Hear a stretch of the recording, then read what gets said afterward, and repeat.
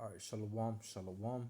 First and foremost, I'd like to give all praise, honor, and glory unto Yahweh, Bahashem, Yahushai, Bahashem, Racha HaKodash.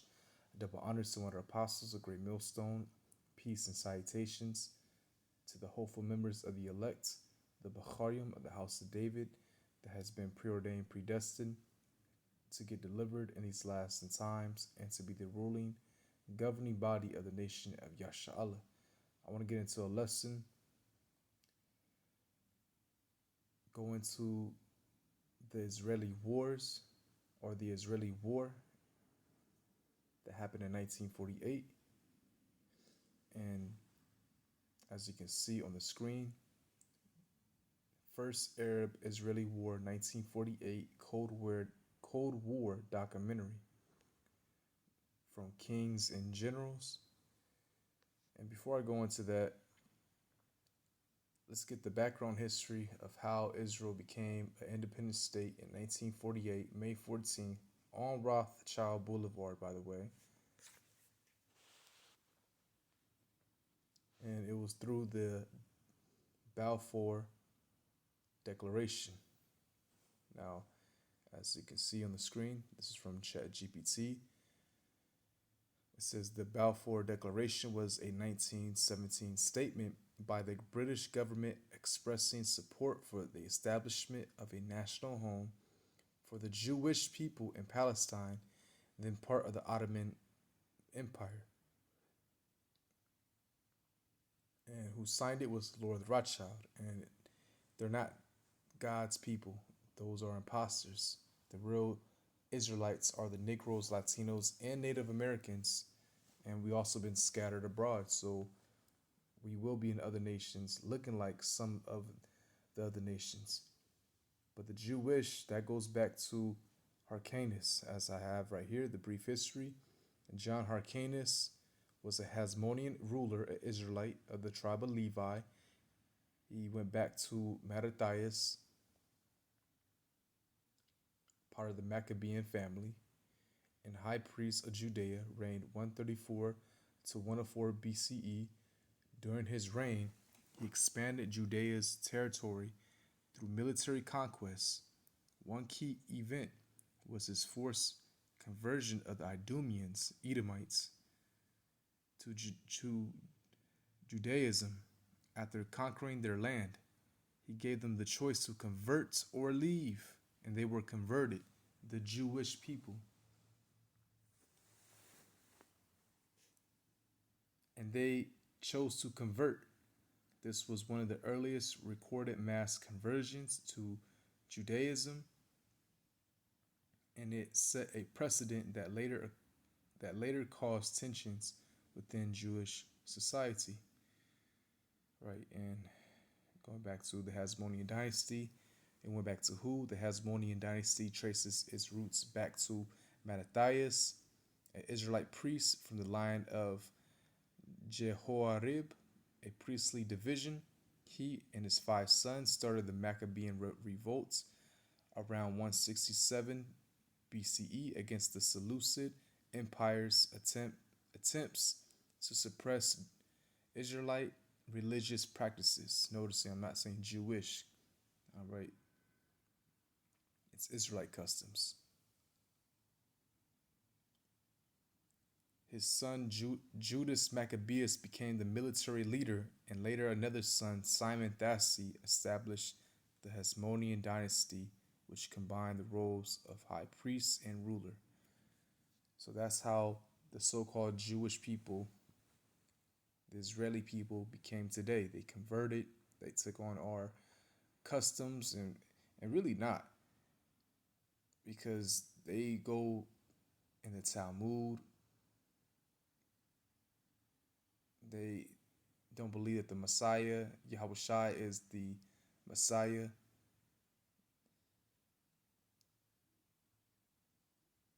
So they have different customs, even though they taken our identity, yet they go through a different route, but using our identity. So now we can go into this video of this war. I'm gonna play a little bit of it. Okay.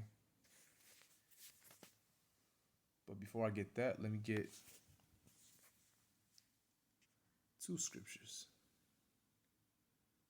The first is Isaiah 4, verse 2. And he shall judge among the nations. This is speaking of Yahushai. And shall rebuke many people, and they shall beat their swords into plowshares and their spears into pruning hooks. Nation shall not lift up sword against nation, neither shall they learn war anymore, right? So, again, referring to Yahushai, and he's going to set up his elect to rule the whole world. And under our dominion, there will be no more war. Now, that will cease to exist. So that's one of the indicators of knowing that those Israelis are not God's chosen people, because there is war still today throughout the earth. And when they became an independent state, even prior, there was war going on in that land. And the so-called Middle East region, really it should be referred to Western Asia. All right, Elder Malcolm always says this, and that's the truth. But when they became an independent state, referring to Israel, there was war within the first week. So we're going to get that scripture. We're going to get this video. Tensions between Arab, Palestinian and Jewish communities in the British Mandate of Palestine had been increasing ever since the end of the First World War, heightened with broken imperial promises to both sides. This state of affairs finally exploded into civil war following the UN vote for a partition of Palestine into Jewish and Arab states on November 29, 1947, a solution which the Palestinians and the Arab League refused. As small-scale skirmishes gradually escalated throughout late 1947 and early 1948, a solution which the Palestinians and the Arab League refused. As small-scale There was a partition to divide the land. Now, he said that they refused, but really Esau, he didn't fulfill his promise. It was a partition to divide the land. They can have this side. Israel has this side of the land near the Mesopotamian or near the Mediterranean Sea. And they, like always, fell back on their word. Skirmishes gradually escalated throughout late 1947 and early 1948. The Palestinian Arab group, the Arab Liberation Army, proved incapable of defeating their better organized opponents.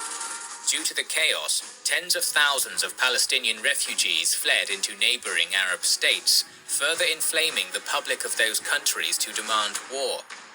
A full-scale conflict was prevented until May of 1948, as the area was still a British mandate, but this state of affairs was set to expire on the 15th. At 4 p.m. on the afternoon of May 14, 1948, 8 hours before British sovereignty dissolved, David Ben-Gurion proclaimed the establishment of the State of Israel, becoming its first prime minister. That night, armies of 5 Arab nations surrounding Israel attacked the newly created state, starting the first Arab-Israeli war. While it has been popular to tout the phrase "one army against 7" to describe the military situation, it gives off an impression which... This makes me think of this channel. I don't know what's his agenda, but he forgot to add the massacring of the Palestinians that the Israeli committed. I don't know why he left that part out. Let's continue. It's incorrect that the combined Arab nations drastically I'm more so using this video to show you how the war went about. Numbered their enemy. A breakdown instead shows a total strength of about 23,500 soldiers, 10,000 of which were from the Egyptian army. Egypt possessed the most extensive military establishment in the region, which had also been supplied and trained by Britain. Their ground forces were organized into 3 infantry brigades, 1 tank brigade, comprised of 50 tanks, and 3 artillery battalions, armed with 65 howitzer artillery pieces. In the air, Egypt could field 5 squadrons of 18 fighting aircraft each, and 1 transport squadron. Iraq appeared similarly powerful on the surface, but only sent 3,000 men in the initial attack. The bulk of Iraqi ground forces were structured in 3 divisions, 2 infantry and 1 training division, supported by an armoured battalion of 15 to 20 tanks and 70 to 80 artillery pieces. The Iraqi Air Force consisted of 80 aircraft overall, but only half of these were fully operational and combat ready. In addition, the relatively elite Arab Legion of Transjordan supplied 4,500 well-trained British-led soldiers. 3,000 more came from Lebanon, 3,000 from Syria, and a token contingent from Saudi Arabia. In comparison to the efforts of their Arab enemies, the Israelis had mobilized almost their entire resource base and able-bodied population for the conflict, having, according to Ben-Gurion's diary, 29,677 troops at the outbreak of the war. Israel had only 3 Sherman tanks at the start of the conflict. On the southern front, Egyptian forces launched thrusts across the border from eastern Sinai in a 3-pronged assault. The Egyptian command, under the authority of General Ahmed Ali al-Mawawi, believed it necessary to capture a number of strongpoints in order to secure the rear lines. To this end, forces were committed to assault and capture a number of Jewish communities in the northern Negev region, known plurally as kibbutzim. The first target was Kfar Darim, a religious site 10 kilometers to the south of Gaza. This settlement had already withstood an attack by fighters of the Muslim Brothers group, and now it came under attack from the Egyptian army. After an initial artillery barrage, 8 tanks followed by infantry approached Kfar Darim, which retreated in short order after suffering repeated direct hits from the settlement's only Piat projector and being pelted with Molotov cocktails. Similar stiff resistance was faced at the neighboring kibbutz of Nirim, where around 40 entrenched Israeli defenders managed to repel sustained assaults from 1,000 Egyptian troops supported by artillery and mortar fire. Both settlements were eventually bypassed for fear of stalling the main thrust. As these initial ground attacks were going on, airfields around Tel Aviv were attacked by Egyptian Spitfires, causing heavy economic and morale damage.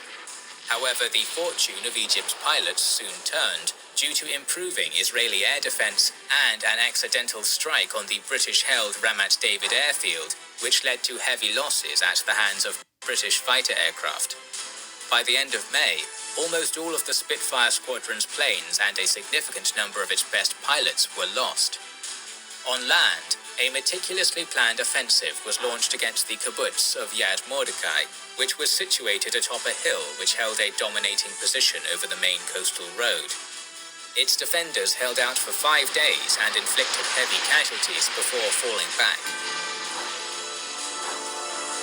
The advancing Egyptian column aiming for Tel Aviv came to a halt around 30 kilometers south of the city at a place called Izdud, where it dug in. Just before sunset on May 29th, the newly formed Israeli Defense Forces launched Operation Pleshet, beginning with an air attack by a squadron of 4 recently imported Czech Avia S-199s. They strafed Izdud in an assault which, while being ineffective conventionally, had a drastic impact on morale. The Israelis were elated that they now had air capability, while the Egyptians were extremely unnerved by the threat of future attacks from above. The next blow was struck on the ground. Israel feared that the Egyptians would resume their advance on Tel Aviv and ordered the Givati and Negev brigades to assault and destroy the enemy vanguard.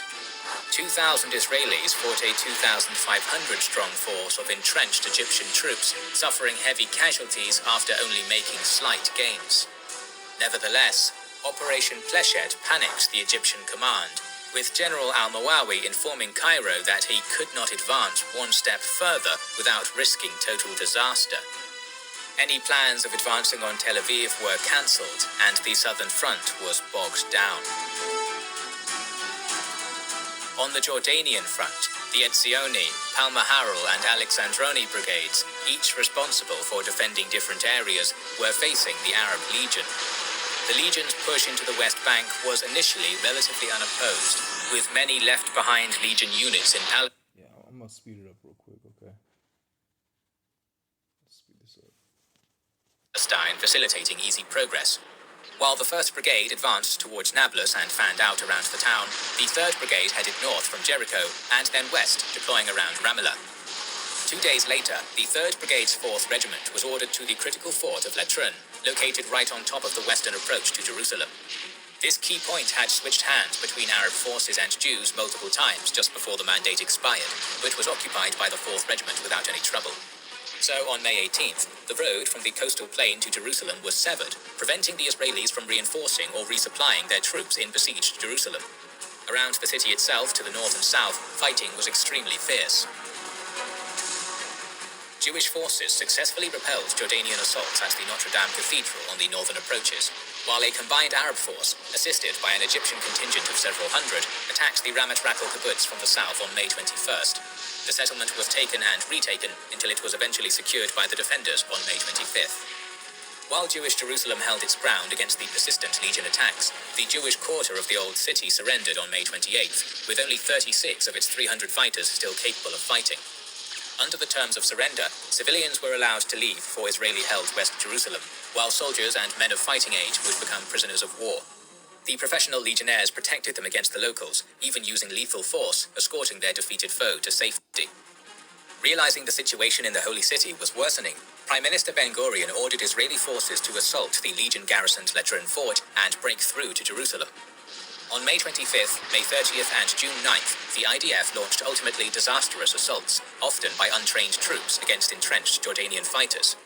By June 10th, an alternative route to West Jerusalem had been opened, which was dubbed the... Now let's speed this up and just cut towards the end.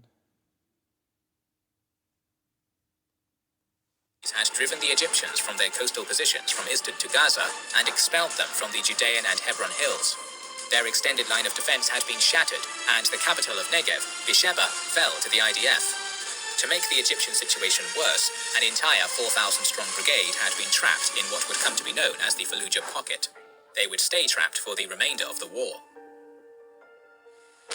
On the seas, minor battles took place between Israeli and Egyptian corvettes near Majdal. However, a more significant operation on the 22nd saw an IDF commando group use explosive-packed boats to ram the Egyptian flagship, Emir Farouk, sinking it and damaging its minesweeper escort. Buoyed by their successes in the south, Operation Hiram was launched in Galilee by 4 infantry brigades, led by General Moshe Carmel. In some 60 hours of fighting, 800 Arab fighters were taken prisoner. Israeli troops managed to expel the ALA and a Syrian battalion from Upper Galilee, and also drove all Lebanese soldiers out of Israel. They subsequently... So even though they were outnumbered, even by the nation, 7 against 1. Okay. They ultimately won that war, which resulted in a peace treaty being signed. But let me get some background of that. Okay. As how did Israel win the Israeli War, 1948? Israel won the 1948 Arab-Israeli War, also called the War of Independence, through a combination of strategic advantages. Number one, unified command. Despite being a new state, Israel had a relatively organized and motivated military, which is the Haganah, which became the IDF, while Arab forces were divided and poorly coordinated. Foreign support: Israel received crucial arms shipments especially from Czechoslovakia, which helped turn the tide. Mobilization and morale: Jewish communities were highly motivated, defending their new homeland. They also mobilized quickly and effectively, including Holocaust survivors. Arab disunity: the invading Arab nations, which are Egypt, Jordan, Syria, Iraq, and Lebanon, had conflicting goals and lacked coordination. Number 5, the last one, territorial gains. Israel went on the offensive after initial Arab attacks, capturing more territory than the UN partition plan had granted. So they gained more land access. And ultimately, it's a part of their blessing as well. Genesis, the 27th chapter.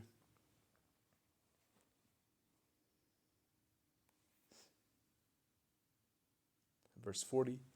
And by thy sword shalt thou live. Actually, let me get 39.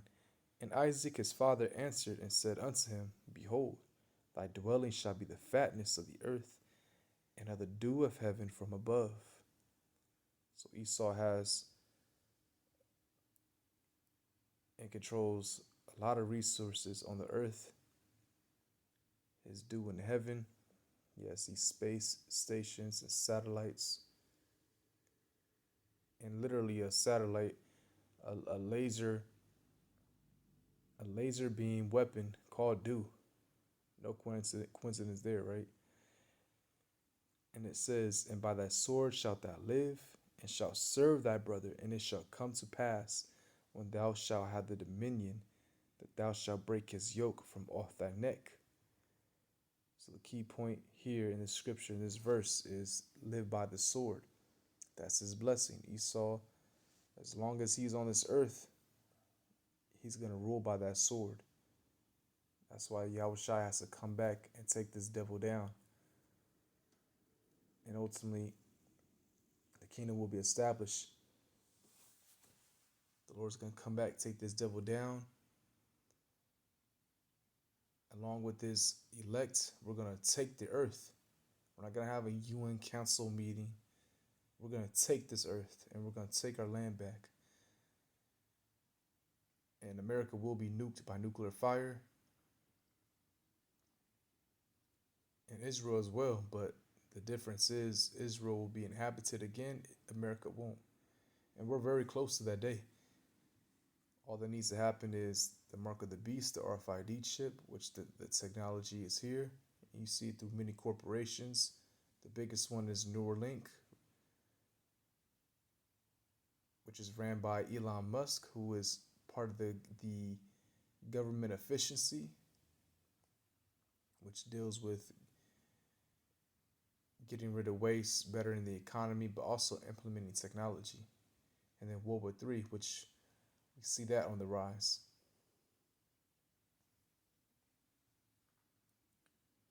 So let's go back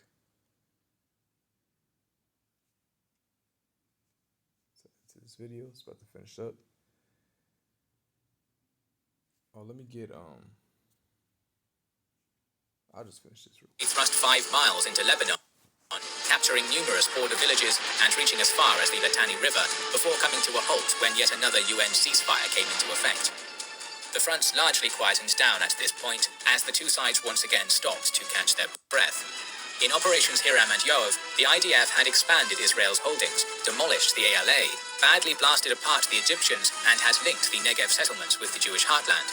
It was a positive turn, but there was still work to do. The strains of extensive Israeli mobilization were becoming economically untenable. The war had to be ended, but the status quo, especially on the southern front, was still unacceptable to the Jewish leaders. Egypt remained in control of the Gaza Strip and Fallujah pocket areas of Mandatory Palestine, fortified in a chain of strongpoints between Auj al-Hafir and Bir Asluk, just south of Beersheba. However, its army was on the verge of collapse and realistically had to either withdraw from Palestine completely or conclude a peace with Israel. Neither of these methods succeeded due to political pressures. So, hoping to push the Arab enemy off the soil Israel viewed as its own, Operation Horev began on December 22nd. It was initiated by air and artillery strikes on positions along the Mediterranean coast and Gaza Strip, followed by initial ground attacks on the northern part of the front. Fighting at these locations, such as Hill 86 and Abasan, was inconclusive due to strong Egyptian defenses, but it didn't matter. These attacks were a diversion. Egyptian commanders had concentrated their forces just where the IDF wanted them to. Israel's main thrust was to be made against fortifications at Bir Tamila and Auj al-Hafir. Despite initial problems due to inclement weather, the highly mobile 8th and Negev brigades penetrated thin Egyptian lines with relative ease, aiming to execute a vast encirclement maneuver which would either trap the enemy armies or force them to retreat. IDF units pushed towards El Arish and launched raids deep into the Sinai Peninsula. This was a stunning success, and Egypt's defeated army was made to retreat into their own lands, as far as Abu Agela in the center and El Arish in the north, or else it risked being cut off. However, diplomatic pressure from Britain forced a withdrawal from Egyptian territory after one final attack against Rafah, bottling the Egyptian army inside the Gaza Strip and capturing the high ground around the town. By now, the Egyptian government had realized the threat its forces faced, and on the 6th of January announced its intention to enter peace negotiations. On the following day, the guns on Israel's southern front fell silent. On February 24th, Israel signed a treaty ending hostilities, granting Egypt the Gaza Strip and Israel the Negev region. Now the largest Arab nation had come to the table, the others soon followed. Negotiations with Lebanon began on March 3rd and were successfully concluded in 3 weeks. The international border was respected, and Israel would withdraw from any occupied Lebanese territory. Jordanian talks concluded on April 3rd, with King Abdullah retaining control of the West Bank and East Jerusalem. Finally, after some difficulties due to internal strife, Syria signed an armistice on July 20th. This peace was tenuous, and the Israeli victory made future conflict in the region inevitable. We are planning to cover more modern conflicts, both on the Kings and Generals channel and our second channel, The Cold War, the link to which you can find in the description or in the top right corner, so make sure you are subscribed to both. We would like to express our gratitude to our Patreon supporters and channel members who make the creation of our videos possible. Now you can also support us by buying our merchandise via the link in the description. This is the Kings and Generals channel, and we will catch you on the next one. So that was it. Baranchik, relentless coming forward. On my likes. I was watching some boxing before. But let's go into the last scripture I want to get. Zechariah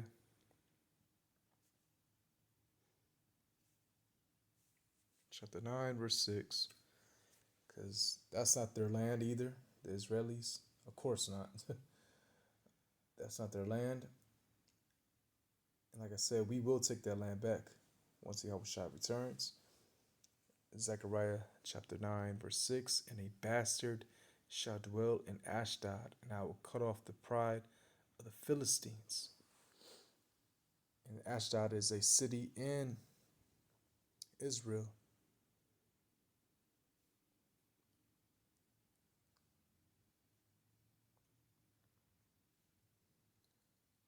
So as you can see, they don't fit any of the prophecies. There's still war going on. They got their land established in 1948 as an independent state, but the aftermath was a bloody war. So it goes again to show you that they're not God's chosen people. When we get our land back, when we get this whole earth back, when Yahushua's kingdom is established, like it says in Isaiah, the 2nd chapter, verse 4, there'll be no more war. So, Lord willing, this was edifying, just some background history. And with that, Shalom.